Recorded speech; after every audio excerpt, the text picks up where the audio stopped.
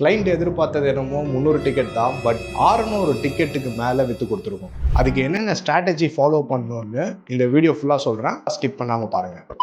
இது நாங்கள் டார்கெட் பண்ணது 2 செக்மெண்டேஷன். ஒன்று வந்து அமேசான் புதுசாக செல் பண்ண நினைக்கிறவங்க, ரெண்டாவது வந்து ஆல்ரெடி அமேசானில் ஸ்டோர் வச்சுருக்கவங்க, ஒரு நாளைக்கு 20லேருந்து 30 ஆர்டர் எப்படி எடுக்கலாம் அப்படின்னு. 2 ஆடியன்ஸுக்கு ஏற்ற மாதிரியுமே ஒரு லேண்டிங் பேஜை கில்லர் ஸ்கிரிப்ட் போட்டு ரெடி பண்ணி வச்சாச்சு. அதுக்கு டிராஃபிக் டைவர்ட் பண்ண யூஸ் பண்ண பிளாட்ஃபார்ம் 2. ஒன்று மெட்டா, இன்னொன்று கூகுள். இது ரெண்டையும் யூஸ் பண்ணி ரீடார்கெட் பண்ணுறதுக்கான வாட்ஸ்அப் சீக்வன்ஸ் கலெக்ட் பண்ண லீடுகள் அதுக்குமே சீக்வென்ஷியலாக மெசேஜஸ் அமைச்சு டிக்கெட் சேல்ஸை புஷ் பண்ணணும்.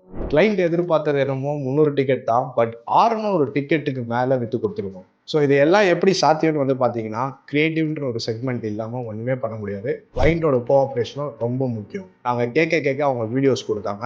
ஆல்மோஸ்ட் 40 வீடியோ டிப்ளாய் பண்ணுவாங்க. அதில் நமக்கு வின்னராக கிடைச்சது வந்து பார்த்தீங்கன்னா ஒரு 6 இருக்கும். அந்த 6 வச்சு கேம்பெயின் பட்ஜெட்டை இன்க்ரீஸ் பண்ணி வின்னிங் ஆப்செட்டுக்கு மட்டுமே பிட் பண்ணி இவ்வளோ பெரிய எடுத்துகிட்டு வந்துருக்கோம். இது மாதிரியான மார்க்கெட்டிங் இன்சைட்ஸ், கேம்பெயின் இன்சைட்ஸ் பற்றி தெரிஞ்சுக்கணும்னா மார்க்கெட்டிங் கோச் சேனலை ஃபாலோ பண்ணிக்கோங்க.